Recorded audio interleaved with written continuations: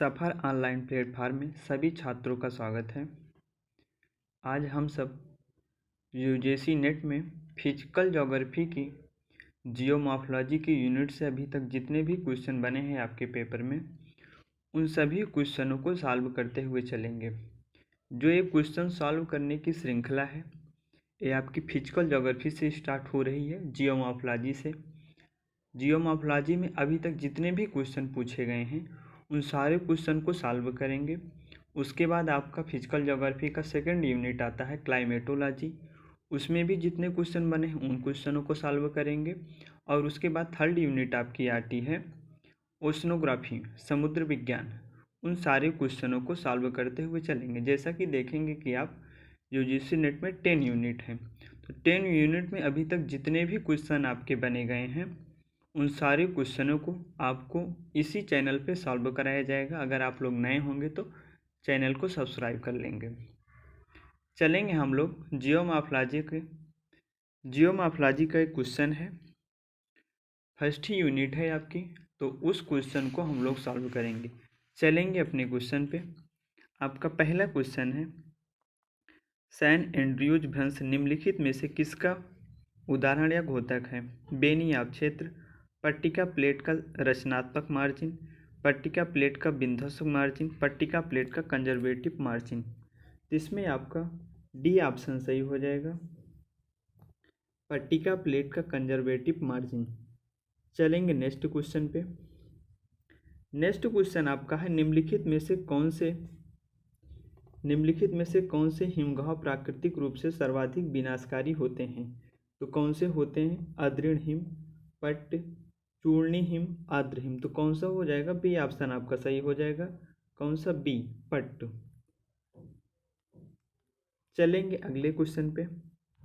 अगला क्वेश्चन आपका है, यदि किसी वलन में दोनों किनारे समानांतर होने के साथ एक दूसरे के क्षैतिज भी हो तो यह किस प्रकार के वलन के उदाहरण होगा? सममिति, श्यान, विवृत, समवृत्त। कौन सा ऑप्शन इसमें सही हो जाएगा? तो इसमें श्यान ऑप्शन आपका सही हो जाएगा, बी। क्या हो जाएगा? श्यान। चलेंगे नेक्स्ट क्वेश्चन पे। अगला क्वेश्चन आपका है, माउंट सेंट हेलेंस विश्व के किस भाग में अवस्थित है? क्वेश्चन है, माउंट सेंट हेलेंस विश्व के किस भाग में अवस्थित है? ऑप्शन है संयुक्त राज्य अमेरिका, जावा सागर, अंडमान सागर या एजियन सागर। तो कौन सा हो जाएगा 4 नंबर में? संयुक्त राज्य अमेरिका। चलेंगे अगले क्वेश्चन पे। अगला क्वेश्चन आपका है, निम्नलिखित में से किस क्रिया की वजह से निम्नावलन पैदा होता है? परपटी विभंजन, परपटी मुड़ना, निमंजन, उन्मंजन। तो इसमें कौन सा सही हो जाएगा आपका? किस क्रिया का वजह से निम्नावलन पैदा होता है? तो परपटी के मुड़ने की वजह से निम्नावलन पैदा होता है। अगर इसका आपको पीडीएफ चाहिए होगा तो इस पूरे क्वेश्चन को वीडियो के डिस्क्रिप्शन बॉक्स में चले जाएंगे, वहाँ पे टेलीग्राम चैनल का लिंक दिया गया होगा और व्हाट्सएप ग्रुप का भी लिंक दिया गया है। वहाँ से आप ज्वाइन कर लेंगे तो आपको वहाँ पे मिल जाएगा। चलेंगे अगले क्वेश्चन पे। निम्नलिखित में से कौन सा परध्रुवी प्रशांत ज्वालामुखी पट्टी का भाग नहीं है? एलियोसियन द्वीप समूह, मिंडनाओ द्वीप समूह, अजोर्स द्वीप समूह, सखालिन द्वीप समूह। तो कौन सा इसमें हो जाएगा 6 नंबर में? अजोर्स द्वीप समूह। कौन सा हो जाएगा? अजोर्स द्वीप समूह। चलेंगे नेक्स्ट क्वेश्चन पे। 7 नंबर क्वेश्चन है आपका, वह विचार किसने दिया था कि एक हिम युग या जिसके दौरान उत्तरी यूरोप का अधिकांश हिस्सा हिमाच्छादित था?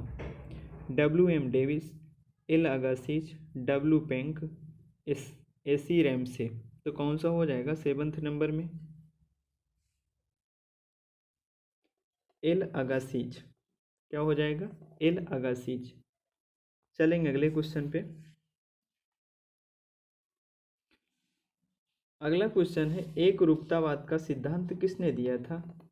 सबको पता होगा, कॉटन, डटन, डाल्टन, हटन। एक रूपतावाद का सिद्धांत जेम्स हटन ने दिया था। नेक्स्ट क्वेश्चन पे चलेंगे।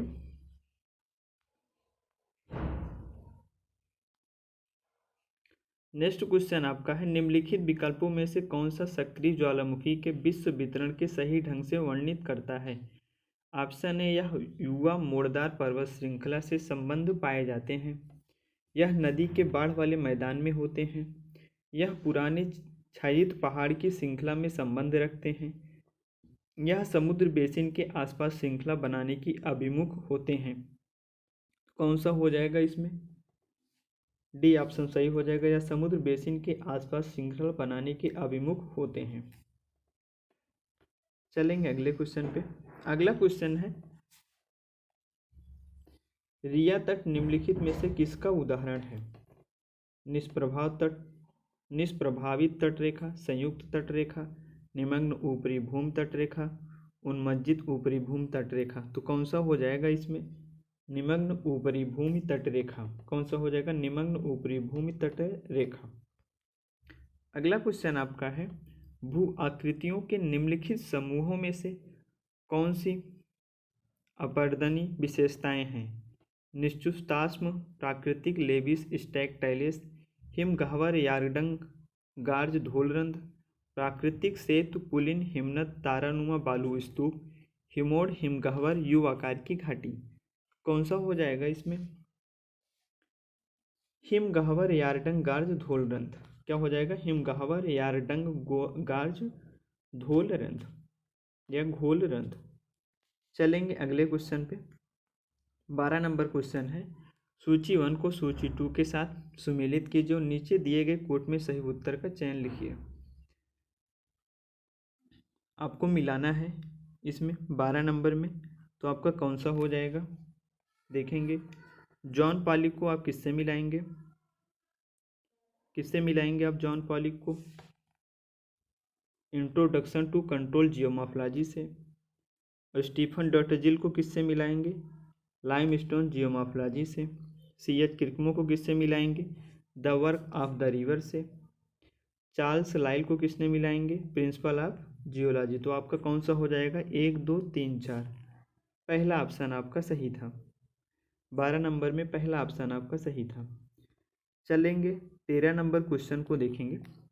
13 नंबर क्वेश्चन यह है कि यह वक्तव्य वर्तमान भूतकाल की कुंजी है, किस विद्वान द्वारा प्रतिपादित किया गया था? अभी पीछे ही हम लोगों ने सॉल्व किया था। एक रूपतावाद का सिद्धांत किसने दिया था? तो वर्तमान भूतकाल की कुंजी है, उन्होंने ही यह स्टेटमेंट दिया था। W.M. Davis, Penck, Richthofen, James Hutton. कौन सा हो जाएगा? James Hutton. अगला क्वेश्चन है, भू अभिनति को घेरे दृढ़ भूभाग को कोबर ने कहा? क्राइटोजोन, प्राइमरम, एंडरफ, मोनोडनाक। कौन सा हो जाएगा इसमें? 14 नंबर में क्राइटोजन। कौन सा हो जाएगा? क्राइटोजन। चलेंगे नेक्स्ट क्वेश्चन पे।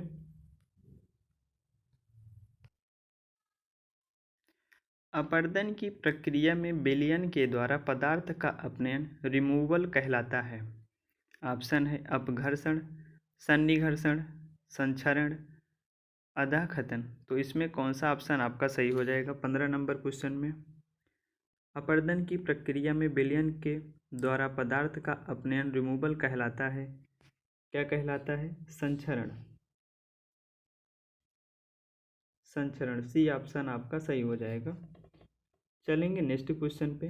16 नंबर क्वेश्चन है, पैन प्लेन की अवधारणा निम्नलिखित में से किसने प्रतिपादित की? पूछ रहा है कि पैन प्लेन की अवधारणा किसने प्रतिपादित की थी? स्विंटर ने, जॉनसन ने, या डेविस, या क्रिकमे ने? तो किसने की थी? क्रिकमे ने। किसने किया था? क्रिकमे ने किया था। चलेंगे अगले क्वेश्चन पे। अगला क्वेश्चन है, चूना पत्थर की गुफाओं की उत्पत्ति से संबंधित द्विचक्रीय सिद्धांत के प्रतिपादक हैं। पूछा है, चूना पत्थर की गुफाओं की उत्पत्ति से संबंधित द्विचक्रीय सिद्धांत के प्रतिपादक कौन है?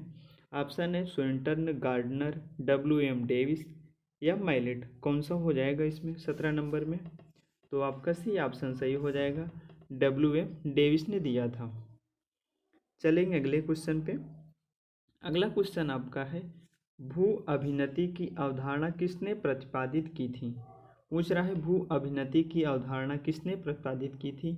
ऑप्शन ए है होल्मस, बी है जेम्स हटन, सी है हॉल एवं डाना, डी है JW पावल। तो कौन सा इसमें सही हो जाएगा आपका?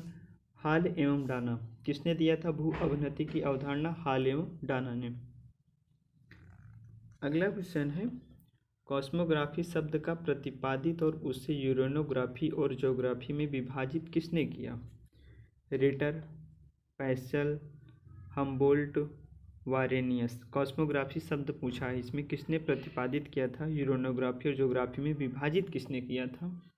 19 नंबर में तो हम्बोल्ट ने किया था। किसने? हम्बोल्ट ने किया था। अगले क्वेश्चन पे चलते हैं।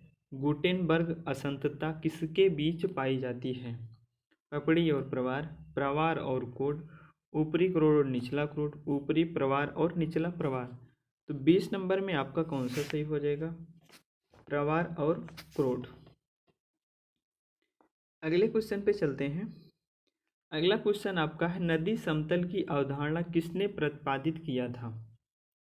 C.A. कॉटन, वान रिस्थोपेन, क्रिकमे, अल्फ्रेड वान वेगनर। तो इसमें कौन सा हो जाएगा? नदी समतल की अवधारणा किसने प्रतिपादित किया था?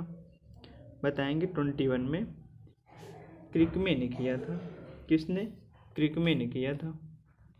चलेंगे अगले क्वेश्चन पे। आनत शैल स्तर पर क्षैतिज रेखा की दिशा को क्या कहा जाता है? नतिलंब, नति, अपनति या मुक्त फलक। क्या कहा जाता है? नतिलंब कहा जाता है। अनत शैल की क्षैतिज रेखा की दिशा को नतिलंब कहा जाता है। ए ऑप्शन आपका सही हो जाएगा। 23 नंबर क्वेश्चन को देखेंगे। पैटरनस्टर झील क्या है? पूछ रहा है कि पैटरनस्टर झील क्या है? हिम नदी सोपानों पर झील, ज्वालामुखी उत्पत्ति झील, समुद्री अपरदन द्वारा जल के उथले क्षेत्रों से बनी झील, या नदी विसर्प से कटी अर्धचंद्राकार आकार की झील। तो इसमें कौन सा आपका हो जाएगा? इसमें पहला ऑप्शन आपका सही हो जाएगा, हिम नदी सोपानों पर झील। चलेंगे नेक्स्ट क्वेश्चन पे। 24 नंबर क्वेश्चन को देखेंगे। अभी पीछे आप लोगों ने इसको सॉल्व भी किया था। क्वेश्चन है आपका भूतकाल की कुंजी वर्तमान है। यह वाक्यांश किस अवधारणा से संबंधित है? समस्थिति या पटल विरूपण, पट्टिका विवर्तनिक या एक रूपतावाद। तो आपने सॉल्व किया था भूतकाल की कुंजी वर्तमान है, किसने दिया था? एक रूपतावाद का सिद्धांत तो जेम्स हटन ने दिया था। डी ऑप्शन आपका सही हो जाएगा। चलेंगे नेक्स्ट क्वेश्चन पे। नेक्स्ट क्वेश्चन आपका है कैलिफोर्निया में सैन एंड्रियास भ्रंश पट्टल सीमा और पट्टल गतियों के निम्नलिखित प्रकारों में से किसका उदाहरण है? ऑप्शन है वार्मागत के साथ रूपांतरित सीमा, दक्षिणावर्त गत के साथ रूपांतरित सीमा, वामावर्त गत के साथ अपसारी सीमा, दक्षिणावर्त गत के साथ अभिसारी सीमा। तो 25 नंबर में आपका सही हो जाएगा बी ऑप्शन, दक्षिणावर्त गति के साथ रूपांतरित सीमा। चलेंगे अगले क्वेश्चन पे। नाजका पट्टल किस दिशा की ओर बढ़ रहा है? पूर्व, पश्चिम, दक्षिण, उत्तर। तो कौन सा हो जाएगा 26 नंबर में? आपका 26 नंबर में ए ऑप्शन सही हो जाएगा, पूर्व दिशा की ओर नाजका पट्टल बढ़ रहा है। नेक्स्ट क्वेश्चन पे चलेंगे। अगला क्वेश्चन आपका है भव्य डिनोसॉर के परिक्षेपण में निम्नलिखित में कौन सी एक महत्वपूर्ण परिघटना है? ज्वालामुखी उद्गार, क्षेत्रीय भंसन, वैश्विक शीतन, महाद्वीपीय विस्थापन। तो कौन सा हो जाएगा 27 नंबर में आपका? 27 नंबर में डी ऑप्शन आपका सही हो जाएगा, महाद्वीपीय विस्थापन। चलेंगे अगले क्वेश्चन पे। 28 नंबर क्वेश्चन आपका है निम्नलिखित में से कौन सा एक भूस्थलाकृतिक विशेषताओं वाला समूह क्षरण प्रक्रिया का परिणाम है? एस्कर्स फीबोर्ड, वी आकार की घाटी, शिव सर्क, अरेट, प्लाया स्टेग, हिमोड़, बारकन, पिनेकिल, शिखरिका, तरंग निर्मित प्लेटफॉर्म, या लीविस स्टेगेमाइट, मनोडनाक या ड्रमलिन या मोनोडनाक होगा। तो 28 नंबर में आपका कौन सा सही हो जाएगा? 28 नंबर में आपका बी ऑप्शन सही हो जाएगा, सर्क, अरेट, प्लाया स्टेग। चलेंगे 29 नंबर क्वेश्चन को देखेंगे। नीचे दिए गए कथन है जिनमें कथन अभिकथन ए और दूसरा तर्क आर है। कथनों को पढ़िए और नीचे दिए कूट का प्रयोग कर सही उत्तर चुनिए। देखेंगे आप, कथन इसमें है पट्टिका उपांत प्लेट मार्जिन और ज्वालामुखी क्षेत्र स्पष्ट रूप से दूसरे से संबंध होते हैं। और तर्क क्या है? अधिकांश ज्वालामुखी क्षेत्र अभिसरण पट्टिकाओं सीमाओं पर अवस्थित हैं। तो कौन सा ऑप्शन आपका सही हो जाएगा? इसमें ए आर दोनों सही हैं, आर ए की सही व्याख्या है, तो ए ऑप्शन आपका सही हो जाएगा। नेक्स्ट क्वेश्चन आपको नेक्स्ट वीडियो में मिलेगा आपको। अगर इसका पीडीएफ आपको चाहिए तो वीडियो को डिस्क्रिप्शन बॉक्स में चले जाएगा। टेलीग्राम और व्हाट्सएप चैनल का लिंक दिया गया है, वहाँ से ज्वाइन कर लो। इसका पीडीएफ वहीं पे सेंड कर दिया जाएगा। अगर क्लास अच्छी लगी हो तो चैनल को सब्सक्राइब कर लीजिएगा। धन्यवाद।